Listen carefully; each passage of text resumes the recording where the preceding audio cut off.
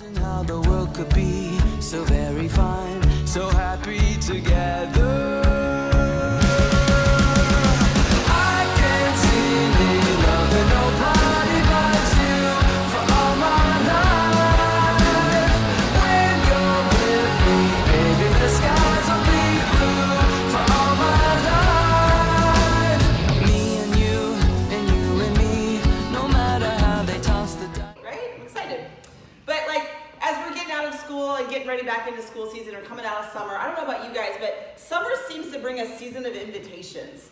Right now, for example, my fridge is littered with them. I have baby shower invitations, I have birthday shower invitations, I have wedding shower and wedding invitations, and that's just my fridge. Like, let's talk about the Facebook invites I get on a daily basis. We've got church events, family events, birthday parties, and don't forget the online shopping things you get all the time. You know those, right? Hey, come to my online shopping party. No offense to anybody that has an online shopping business, that's good. I used to do it too, and I also buy stuff online because you just can't resist those things sometimes. But you know, sometimes getting all those invitations can get really, really overwhelming. They just keep coming and you're like, I don't know if I have all the time to do this. You know, but let's be honest, I think it's a lot of fun to get invited to things and to celebrate with people because I love a good party. Like, I love a good party. I love when I get to celebrate people, and especially if you don't always get to see the people, like, you know, a lot. So if it's, say it's family that lives out of state or whatever, and you get an invitation for them, or it's a friend that you don't always get to connect with, and they send you an invite, I just think it's fun to celebrate people. But like, as even more than that, I love to throw parties. In my previous life, before I was a pastor or a full-time pastor, I was actually an event coordinator, an event planner for a city in Cincinnati called Sharonville. And then I also was the event coordinator and operations manager at the Vineyard in Urbana. So it was my job to take the themes, plan an event, and implement it. And let me just say that I am a Pinterest board addict. It's the only way that us event planners survive, like honestly. Boards, I have tons of them. But the thing I loved about planning the most is I loved inviting people to what we were actually going to be doing, the events that we were planning as a city or even as a church, just because I wanted people to share in what we were doing. But this actually even plays out in our own personal family life, because if you know anything about me, I love to celebrate family birthdays. Like, I think it's a huge thing that, you know, it's a day that you're born and you come into the world, and I just think that let's not just make it a day, let's make it a whole week. And I think to some extent, my kids and my husband are like, are you kidding me? Like, a whole week? Like, by the time you get to the end of the week, I'm like, are we done yet? But I love to take a whole week and plan stuff for my kids and for my husband just to celebrate their birthday. And I love to invite people to do things with them. So like, if it's a kid, like, we do a family party. Even for us adults, we do family parties because they're fun. And then we like to end with a friend party, and we like to do all of those things. But last year, I turned 40, and this was the moment that the planner actually got outplanned and was surprised. My husband did a great job with a couple of my closest friends and planned a surprise birthday party for me, my 40th birthday. And the whole week, guys, like, my friends had me completely duped. Like, I had no idea. Everybody's like, no, we can't do anything with your birthday. Like, we've got plans. And then my two best friends took me out to get my nails done, and I walked in, and there was literally 50 people in my house. And I was like, first like, oh, my house is filthy. Honest moment. And I was like, oh my gosh, he did this. But it was a moment that I'm never gonna forget. Like, he invited 50 of my family and friends to come celebrate me turning not getting old. Right? So as I said, I get to launch us into our new series, Invited, this week. And we believe here at the Vineyard that everyone is invited to the table and to the party. We're not interested in your background, your pedigree, your education. We're not interested in your past sins. We believe that God has invited everybody and all people into his family, and that in fact, he actually celebrates when you join the table. He loves it. Let's go ahead and pray. Jesus, I just thank you for this day. I thank you, Father, just to a time to celebrate, Father, that you have invited all of us to the table to dine. And so God, as I speak today, God, let it be your words and not mine, and may it just hit hearts. In Jesus' name, amen. But I think when it comes to being invited, like, we all tend to make up excuses. Have you guys been there? You get an invitation, you think, oh, what kind of excuse can I come up with this week not to go to this one? So I actually thought it would be fun to do some research of the most top 10 excuses that people use when they say no to something. You already have plans. Maybe you do, maybe you don't. Only you know. You're tired from a long day of work, or you've been up all night with a baby and you really just can't do it. I get that one. I've done that before. You're just broke. I don't have money to do this. You forgot about that important family meal or event. You've just been called into work all of a sudden. It's like 6 o'clock. That does happen if you're a doctor or whatever. You've come up down with an unexplained illness all of a sudden. Like, oh, I'm so sick. I can't make it. You've got to wait at home for that special delivery. That Amazon package is coming, I gotta wait. Even though Amazon delivers on Sundays and it's gonna be there no matter what. And you can actually track Amazon on your phone now, so anyways, you've actually been ignoring the calls or messages from the inviter. And so you haven't responded and you think, well, I haven't responded yet, so I might as well just not go. You're out of the country. I mean, that's a legitimate one. You can legitimately be out of the country. But guys, let's just really be honest with ourselves. We really just want to sit home and binge watch our favorite Netflix show or Amazon Prime show, whatever it is. But you just want to sit home and binge because you just want to chill. But the funny thing is I know that I have used some of these excuses. I'm not saying that you guys have. I know that I personally have used some of these excuses myself. You know, even though I love celebrating my family and going to coffee with a friend, here's the honest truth. When we start saying no to invitations, we begin to feel excluded even though we were invited. We actually begin to exclude ourselves when we say no to an invitation. And the thing is about human nature, we all want to feel included in something. We all feel like we want to be invited to the party, and we actually have been invited to the party, but we choose to say no. I think this whole idea plays out really well in the church too. You see, most of the world, looking from the outside into the church, they think that it's a members-only club, and they think that it's an invitation-only thing. But that's not what Jesus designed the church to actually be. It's not his heart for the church. And Adam's going to actually be talking more about that next week. So come back and find out what that is. Like, find out what the heartbeat is for Jesus and his church. Today, though, I'm going to share a story in John chapter 4. And I'm going to start there in a second. But we think that... sorry. I lost my train of thought. I'm going to come back to it. But most of the time we think that the relationship with Jesus is really exclusive because it has to go through the Father.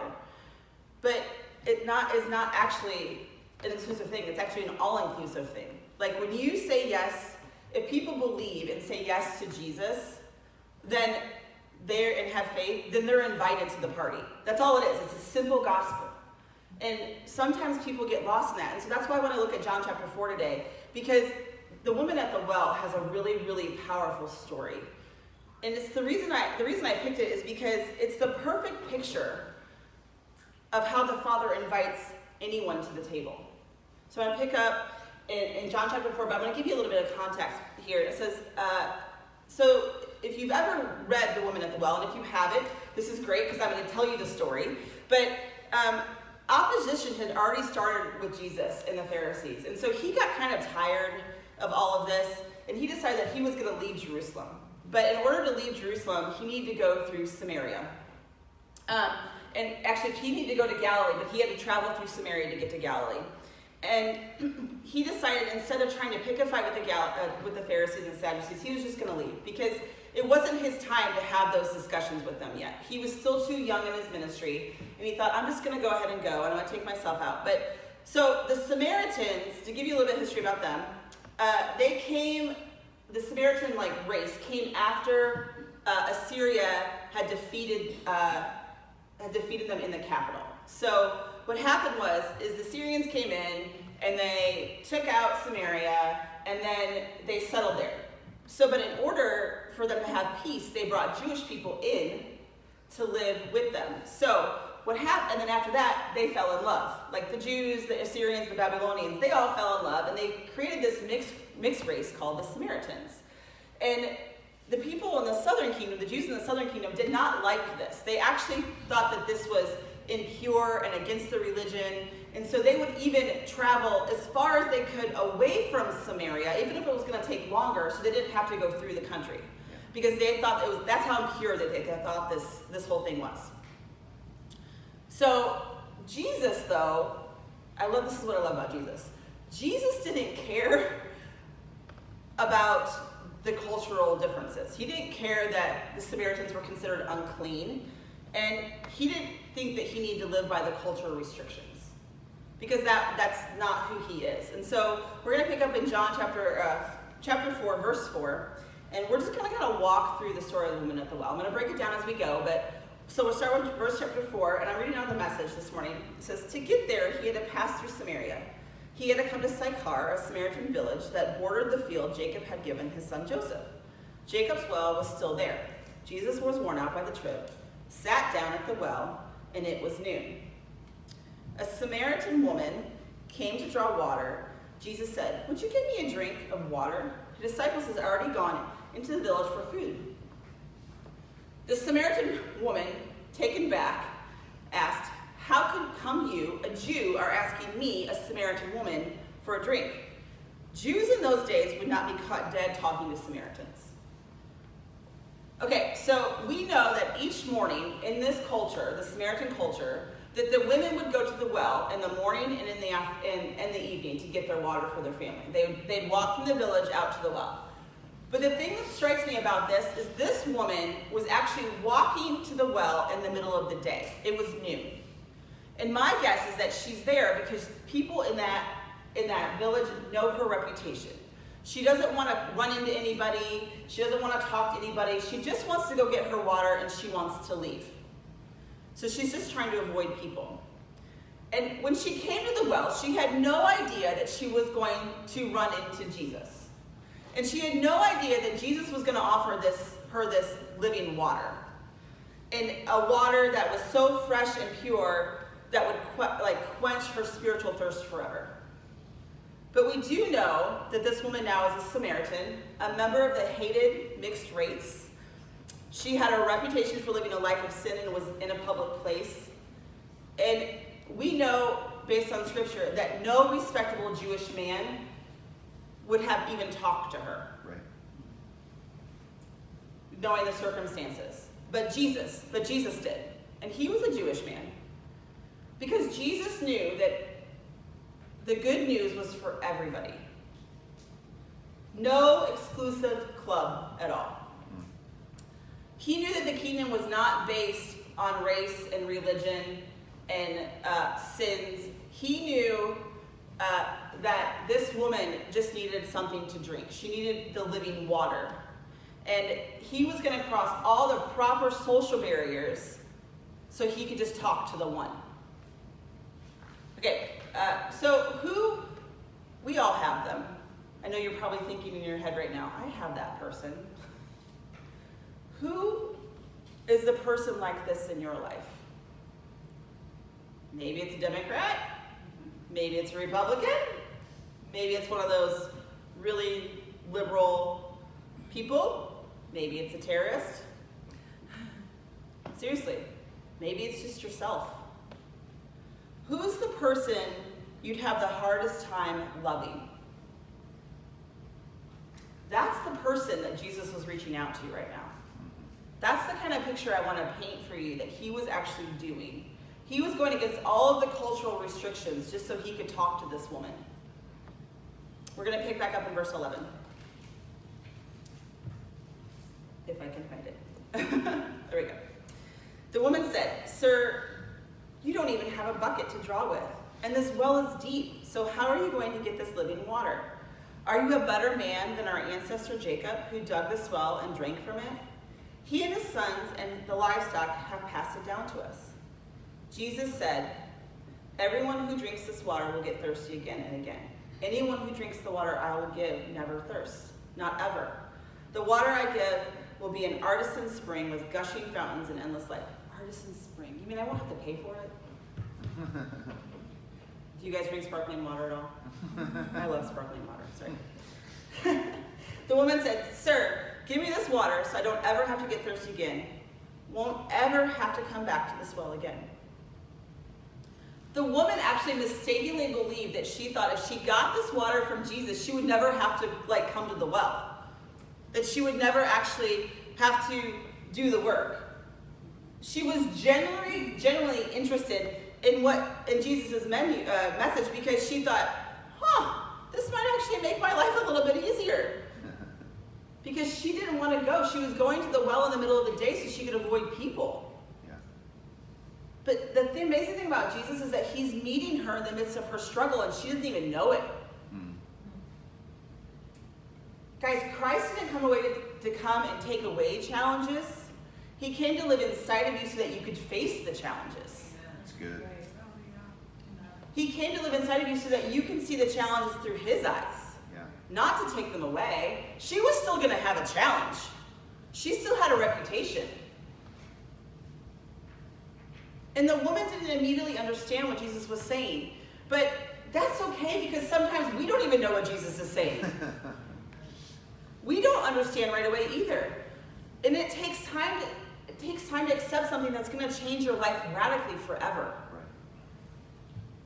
Right. The thing I love about Jesus, though, is he lets the woman ask questions. He lets her ask questions, and he lets her think about it, and he didn't get upset. Sometimes when we encounter people that are asking questions about faith, and we are like, why aren't you getting this? Jesus doesn't take that stance with this woman. He has a lot of patience for her because she's seeking something that he can offer, and he has questions, or she has questions, and he's like, it's okay. It's okay if you have questions. We're going to pick back up in verse 16. He said, "Go, call your husband, and then come back." "I have no husband," she said. "That's nicely put." Think about that. I have no husband. Can you hear Jesus' sarcasm in that? That's nicely put. I have no husband. You've had 5 husbands, and the man you're living with now isn't even your husband. You spoke the truth, sure enough. Mm-hmm. Oh, you're so a prophet. Oh, so you're a prophet. Well, tell me this. Our ancestors worshipped God at this mountain, but you Jews insist that Jerusalem is the only place for worship, right? So what the woman's doing here is she's like, oh crap, he just read my mail. That's what he did. He just calls it out. He just calls it out, and she's like, oh my gosh, he just read my mail. What am I going to do with this? So what she does, she changes the subject because she doesn't want to actually have the conversation with Jesus about what's going on in her life. And she actually is bringing up a popular theological issue that's going on in the Jewish culture right now about where is the proper place to worship. I'm not going to read all of that text because it's really long, and Adam's going to talk about it, again, I said next week. But she was actually trying to create a smoke screen to keep Jesus from seeing her deepest need. Right. But the thing that's ironic about this story is that Jesus already saw her deepest need. That's why he talked to her about what was going on in her life. Yeah. That's why he offered her the living water. But she was like, well, maybe if I just change the subject, he will actually want to talk to me about this. And the thing that is amazing about Jesus is that he never condemned her. In those sentences, you never actually heard Jesus condemn her for her sin. He just used it as a point of conversation. Are there things in your life that you're trying to cover up right now? Are you feeling condemned about something that's going on? Or do you think that Jesus isn't inviting you or including you in his message of faith? We're going to actually see what Jesus does here. And after a long conversation about worship with the woman, he actually comes back and responds to her this way. In verse 25, the woman said, I don't know about that. I do know that the Messiah is coming. When he arrives, we'll get the whole story. I am he, said Jesus. You don't have to wait any longer or look any further. I love that. He just says, I am he. You're looking for the Messiah, and I'm sitting right in front of you. You don't have to go looking anymore. But just then, the disciples come back and interrupt the moment. I mean, honestly, right? They come back. The disciples come back, and they were shocked. They couldn't believe that he was talking with this kind of woman. No one said it, but they were all thinking it. You guys ever walked into a room and you're walking in, like, you can feel the tension and you can see the judgment on people's faces? That's what this woman was facing right now. The judgment that she's trying to get out of in the middle of the city, she encounters it with Jesus' disciples. But Jesus' countenance never changed towards her when the disciples walked into the room. And the thing I love is that the woman took the hint and she left. She thought, I'm just going to go ahead and walk away because this is really uncomfortable right now. But in her confusion, she left without her water pot, the thing that she came to do. Back in the village, she told the people, come, see a man who knew all about the things I did, who knows me inside and out. Do you think this could be the Messiah? And they went out to see for themselves. The woman was looking for the Messiah, and she had no idea that she was actually talking to the Messiah. She was just having a conversation with a Jewish man sitting at the well. And after he reveals himself to her, she leaves in such a hurry that she forgets the water pot that she actually came to get water for. She no longer was concerned about the water. She was more concerned about what Jesus was offering her. That's good. She came thirsty, but she probably left filled. Yeah. See, the disciples, and the thing that I love that I talked about the disciples, the disciples are traveling with Jesus everywhere. Like at this point, they're in their ministry, you know, they're going from town to town, and the disciples who are with him every day, who know Jesus' kingdom, still sat there and judged him for talking to a woman that had a past. But Jesus didn't care. He's going to cross all barriers just to love the one. Yeah. And sometimes we need to cross all of our barriers so that we can love the one. Yeah.